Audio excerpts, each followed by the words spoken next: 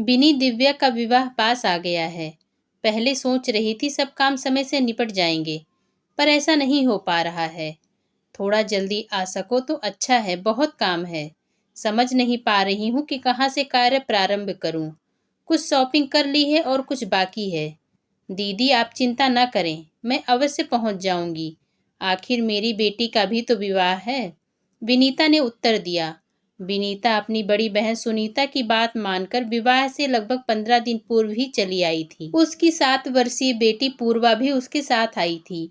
विशाल विक्रांत की पढ़ाई के कारण बाद में आने वाले थे। विनीता को आया देखकर सुनीता ने चैन की सांस ली। चाय का प्याला उसके हाथ में देते हुए बोली, पहले चाय पी ले, बाकी बातें बाद में करेंगे। विनीता ने चाय का प्याला उठाया। टूटा हैंडल देखकर वह आश्चर्य से भर उठी। ऐसे कप में किसी को चाय देना तो दूर, वह उसे उठाकर फेंक दिया करती थी।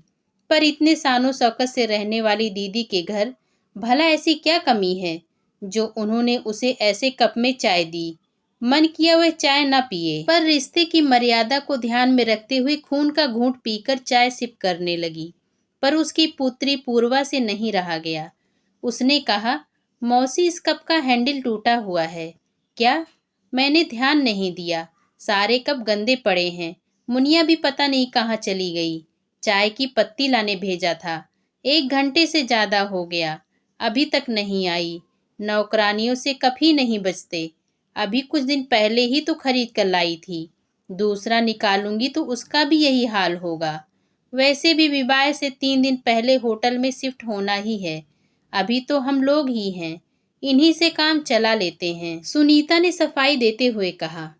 विनीता ने कुछ नहीं कहा, चुपचाप चाय पीने लगी तथा पूर्वा खेलने में लग गई।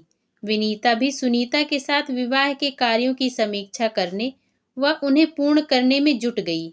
कुछ दिन बाद नंदिता भी आ गई। उसे देखते ही सुनीता और विनीता की खुशी की सीमा न रही। दोनों एक साथ बोल उठी, अरे अचानक तुम कैसे? कोई सूचना भी नहीं दी। मैं सरप्राइज देना चाहती थी। मुझे पता चला कि तुम दोनों अभी एक साथ हो तो मुझसे रहा नहीं गया। मैंने सुजय से कहा कि विक्की की परीक्षा की सारी तैयारी करा दी है, आप बाद में आ जाना। मैं जा रही हूँ। कम से कम हम तीनों बहनें दिव्या के विवाह के बहाने ही कुछ दिनों साथ साथ रह लेंगी। बहुत अच्छा किया, हम दोनों तुम्हें ही याद कर रहे थे। मुनिया 3 कप चाय बना देना, और हाँ, नए कप में लाना, सुनीता ने नौकरानी को आवाज लगाते हुए कहा। फिर नंदिता की ओर मुखातिब होकर बोली, अगर पहले सूचना दी होती तो गाड़ी भिजवा देती। सुनीता दीदी की बात सुनकर विनीता के मन में कुछ दरक गया। नन्ही पूर्वा के कान भी खड़े हो गए। नंदिता के आते ही दूसरे कप निकालने के आदेश के साथ गाड़ी भिजवाने की बात ने उसके शांत दिल में हलचल पैदा कर दी थी।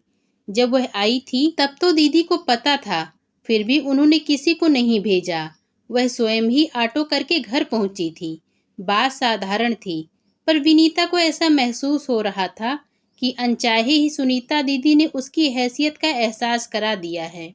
पिछले 8 दिनों से वह उसी टूटे कप में चाय पीती रही थी, पर नंदिता के आते ही दूसरे कप निकालने के आदेश के साथ गाड़ी भिजवाने की बात को वह पचा नहीं पा रही थी। मन कर रहा था वह वहां से उठकर चली जाए, पर ना जाने किस मजबूरी के कारण उसके शरीर ने उसके मन की बात मानने से इनकार कर दिया। विनीता तीनों बहनों में छोटी है। सुनीता और नंदिता के विवाह संपन्न परिवारों में हुए थे, पर पिताजी की मृत्यु के बाद घर की स्थिति दयनीय हो गई थी। भाई ने अपनी हैसियत के अनुसार घर वर ढूंढा और विवाह कर दिया। यद्यपि विशाल की नौकरी उसके जीजा जी की तुलना में कम थी, संपत्ति भी उनके बराबर नहीं थी, पर वह अत्यंत परिश्रमी, सुलझे हुए व स्वभाव के बहुत अच्छे इंसान हैं। उन्होंने उसे कभी किसी कमी का एहसास नहीं होने दिया था, और उसने भी अपने छोटे से घर को इतने सुरुचिपूर्ण ढंग से सजा रखा है कि विशाल के सहकर्मी उससे ईर्ष्या करते हैं। स्वयं काम करने के कारण उसके घर में कहीं भी गंदगी का नामो निशान नहीं रहता था, और ना ही टूटे फूटे बर्तनों का जमावड़ा।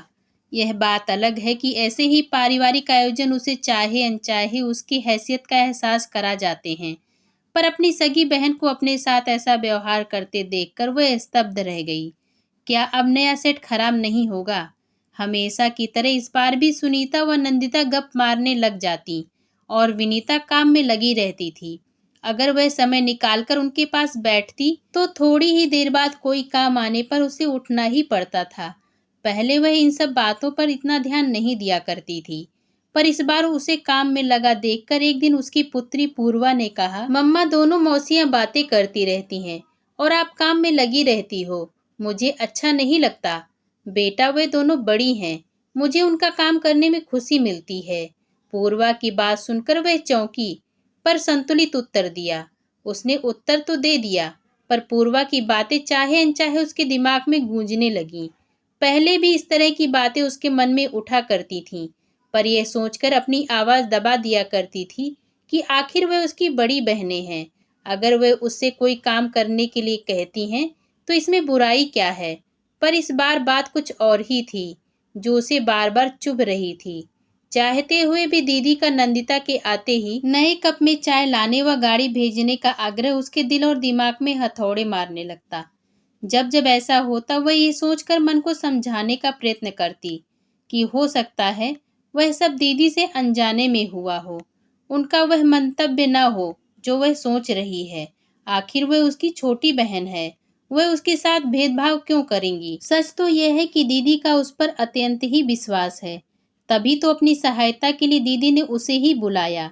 उनका उसके बिना कोई काम नहीं हो पाता है, चाहे वह दुल्हन की ड्रेस की पैकिंग हो या बक्से को अरेंज करना हो, चाहे मिठाई के डब्बे रखने की व्यवस्था करनी हो, और तो और विवाह के समय काम आने वाली सारी सामग्री की जिम्मेदारी भी उसी पर थी। दिव्या भी अक्सर उससे ही आकर सलाह लेते हुए पूछती, मौसी इस ड्रेस के साथ कौन सी ज्वेलरी पहनूं, या ये चूड़ियां, पर्स और सैंडल मैच कर रही है या नहीं। विवाह की लगभग आधी से अधिक शॉपिंग तो दिव्या ने उसके साथ ही जाकर की थी। वह कहती, मौसी आपका ड्रेस सेंस बहुत अच्छा है, वरना मम्मा और नंदिता मौसी को तो भारी भरकम कपड़े या हैवी ज्वेलरी ही पसंद आती है। अब भला मैं उनको पहनकर ऑफिस तो जा नहीं सकती, फिर लेने से क्या फायदा? कहते हैं मन अच्छा ना हो तो छोटी छोटी बात भी बुरी लगने लग जाती है। शायद यही कारण था कि आजकल वह हर बात का अलग ही अर्थ निकाल रही थी। यह सच है कि दिव्या का निश्चल व्यवहार उसके दिल पर लगे घाव पर मरहम का काम कर रहा था, पर दीदी की टोका टाकी असहनीय होती जा रही थी। उसे लग रहा था कि काम निकालना भी एक कला है, बस थोड़ी सी प्रशंसा कर दो और उसके जैसे बेवकूफ बेदाम के गुलाम बन जाते हैं। मन कह रहा था, व्यर्थ ही जल्दी आ गई, काम तो सारे होते ही, कम से कम यह मानसिक यंत्रणा तो न झेलनी पड़ती। विनीता, जरा इधर आना, सुनीता ने आवाज लगाई। देख, यह सेट नंदिता लाई है दिव्या को देने के लिए। विनीता के आते ही सुनीता ने नंदिता का लाया सेट उसे दिखाते हुए कहा, बहुत खूबसूरत है। विनीता ने उसे हाथ में लेकर देखते हुए निश्चल मन से कहा, पूरे 2.5 लाख रुपए का है। नंदिता ने दर्प से सबको दिखाते हुए कहा, मौसी आप मेरे लिए क्या लाई हो? वहीं खड़ी दिव्या ने विनीता की तरफ देखकर बच्चों सी मनुहार की। नंदिता का यह वाक्य सुनकर विनीता का मन बुझ गया। अपना लाया गिफ्ट उस बहुमूल्य सेट की तुलना में नगण्य लगने लगा, पर दिव्या के आग्रह को वह कैसे ठुकराती। उसने सकुचाते हुए सूटकेस से अपना लाया उपहार निकालकर उसे दिखाया। उसका उपहार देखकर दिव्या खुशी से बोली, वाह मौसी, आपका जवाब नहीं, यह पेंडेंट बहुत ही खूबसूरत है, साथ ही व्हाइट गोल्ड की चैन, ऐसा ही कुछ तो मैं चाहती थी, इसे तो मैं हमेशा पहन सकती हूँ। दिव्या की बात सुनकर विनीता के चेहरे पर रौनक लौट आई। लाखों के उस डायमंड सेट की जगह हजारों का उपहार दिव्या को पसंद आया, यही उसके लिए बहुत था। विवाह खुशी खुशी संपन्न हो गया और सभी अपने अपने घर चले गए। विनीता भी धीरे धीरे सब भूलने लगी। समय बड़े से बड़े घाव को भर देता है। वैसे भी दिव्या के विवाह के बाद मिलना भी नहीं हो पाया। ना ही दीदी आई और ना ही उसने प्रयत्न किया, बस फोन पर ही बातें हो जाया करती थीं। समय के साथ विक्की को आईआईटी कानपुर में दाखिला मिल गया और पूर्वा +2 में आ गई। इसके साथ ही वह मेडिकल की तैयारी कर रही थी। समय के साथ विशाल के प्रमोशन होते गए और अब वह मैनेजर बन गए हैं। एक दिन सुनीता दीदी का फोन आया कि तुम्हारे जीजा जी को वहाँ किसी प्रोजेक्ट के सिलसिले में आना है, मैं भी आ रही हूँ। बहुत दिन हो गए तुम सबसे मिले हुए। दीदी पहली बार उसके घर आ रही हैं, सो पिछली सारी बातें भूलकर उत्सुकता से विनीता उनके आने का इंतजार करने के साथ तैयारियां भी करने लगी। सोने के कमरे को उनके अनुसार सेट कर लिया और दीदी की पसंद की खस्ता कचौरी बना ली व रसगुल्ले मंगा लिए। खाने में जीजा जी की पसंद का मलाई कोफ्ता व पनीर भुर्जी भी बना ली थी।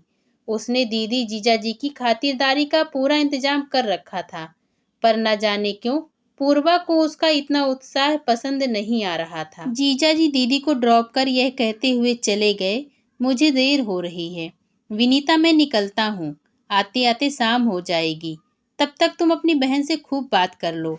बहुत तरस रही थी ये तुमसे मिलने के लिए, शाम को आकर तुम सबसे मिलता हूँ। दीदी ने उसका घर देखकर कहा, छोटे घर को भी तूने बहुत ही करीने से सजा रखा है। विशेषता उन्हें पूर्वा का कमरा बहुत पसंद आया। तब तक पूर्वा ने नाश्ता लगा दिया। नाश्ते के बाद पूर्वा चाय लेकर आई। चाय का कप मौसी को पकड़ाया। सुनीता उस कप को देखकर चौंकी। विनीता कुछ कहने के लिए मुंह खोलती, उससे पहले ही पूर्वा ने कहा, मौसी, इस कप को देखकर आपको आश्चर्य हो रहा होगा, पर दिव्या दीदी के विवाह में आपने मम्मा को ऐसे ही कप में चाय दी थी। हफ्ते भर तक वह ऐसे ही कपों में चाय पीती रही, जबकि नंदिता मौसी के आते ही आपने नया टी सेट निकलवा दिया था। मौसी तब से मेरे मन में यह बात रह रहकर टीस देती रहती थी। वैसे तो टूटे कप हम फेंक दिया करते हैं, पर यह कप मैंने बहुत सहेज कर रखा था, उस याद को जीवित रखने के लिए कि कैसे कुछ अमीर लोग अपनी करनी से लोगों को उनकी हैसियत बता देते हैं, चाहे वह उनके अपने ही क्यों ना हो। आज उस अपमान के साथ अपनी बात कहने का अवसर भी मिल गया। सुनीता चुप रह गई। बाद में वह पूर्वा के कमरे में गई और बोली, सॉरी बेटा, आज तूने मुझे आईना ही नहीं दिखाया, सबक भी सिखा दिया है। शायद मैं ना समझ थी, मैं ये सोच ही नहीं पाई कि हमारे हर क्रियाकलापों को बच्चे बहुत ध्यान से देखते हैं और हमारी हर छोटी बड़ी बात को वह अपनी बुद्धि के अनुसार अर्थ भी निकालते हैं। मुझे इस बात का एहसास ही नहीं था कि व्यक्ति चाहे छोटा हो या बड़ा, सब में आत्मसम्मान होता है। बड़े एक बार आत्मसम्मान पर लगी चोट को रिश्तों की परवाह करते हुए भूलने का प्रयत्न भी कर लेते हैं, किंतु बच्चे अपने या अपने घर वालों के प्रति होते अन्याय को सहन नहीं कर पाते और अपना आक्रोश किसी न किसी रूप में निकालने की कोशिश करते हैं। पूर्वा, तुमने अपने मन की व्यथा को इतने दिनों तक स्वयं तक ही सीमित रखा और आज इतने वर्षों बाद अवसर मिलते ही प्रकट भी कर दिया। मुझे खुशी तो इस बात की है कि तुमने अपनी बात इतने सहज और सरल ढंग से कह दी। आज तुमने मुझे एहसास करा दिया बेटा कि उस समय मैंने जो किया वह गलत था। एक बार फिर से सॉरी बेटा। कहते हुए उन्होंने पूर्वा को गले से लगा लिया।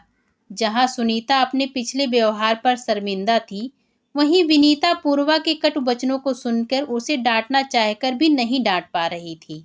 संतोष था तो सिर्फ इतना कि दीदी ने अपना बड़प्पन दिखाते हुए अपनी गलती मान ली थी। सच तो यह था कि आज उसके दिल से भी बरसों पुराना बोझ उतर गया था। आखिर आत्मसम्मान तो हर एक में होता है। उस पर लगी चोट व्यक्ति के दिन का चैन और रात की नींद चुरा लेती है। शायद उसकी पुत्री के साथ भी ऐसा ही हुआ था। आज उसे यह भी एहसास हो गया कि आज की पीढ़ी अन्याय का उत्तर देना जानती है, साथ ही बड़ों का सम्मान करना भी। अगर ऐसा ना होता तो पूर्वा सॉरी मौसी कहकर उनके कदमों में ना झुकती। अगर आपको मेरी आज की ये कहानी पसंद आई हो तो मेरे चैनल को लाइक, शेयर एंड सब्सक्राइब जरूर करें। धन्यवाद।